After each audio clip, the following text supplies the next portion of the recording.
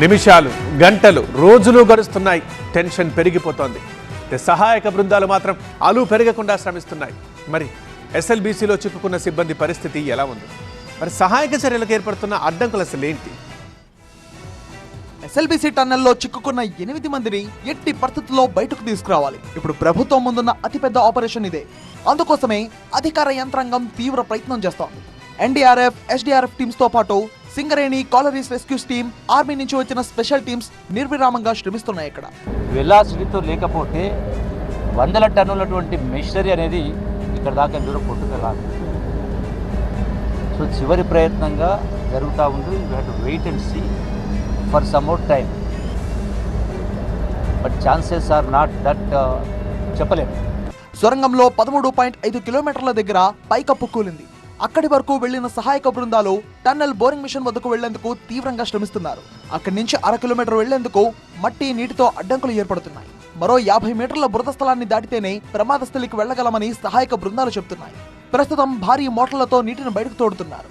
మరోవైపు ఎస్ఎల్బీసీ టన్నెల్లో చిక్కుకుపోయిన 8 మందిని ఎలా ఉన్నారో అని బాధిత కుటుంబాల్లో ఆందోళన నెలకొంది. తమ వారి క్షేమ సమాచారం ఎప్పుడు తెలుస్తుందా అని వారంతా ఎదురు చూస్తున్నారు.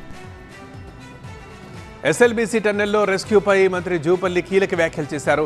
ప్రమాద తీవ్రత చాలా భయంకరంగా ఉందని అంటున్నారు జూపల్లి. టన్నెల్లో ఘటనా స్థలం దగ్గర దాకా వెళ్ళాం. స్పాట్లో 200 మీటర్ల వరకు మట్టి దిబ్బలు ఏర్పడ్డాయి. మట్టి తీయడానికి లోపలికి మిషనరీ వెళ్లే ఛాన్స్ లేదంటున్నారు జూపల్లి. రెస్క్యూ టీంకి కావాల్సిన మెటీరియల్ పంపిస్తున్నామన్నారు. టన్నెల్లో చిక్కుకున్న కార్మికులు రక్షించేందుకు అన్ని రకాల ప్రయత్నాలు చేస్తున్నామన్నారు మంత్రి. The kind of water gushing inside and also the mud, hundreds of tons of the TBT mission parts almost gushed away. It came almost 200 meters away. So the intensity is so much, and the debris out of the 9 meters, that is 27 feet or so, almost to the at the last part, the debris is almost the heap-like thing is almost around 23 feet or 20. The last leftover is hardly 4-5 feet.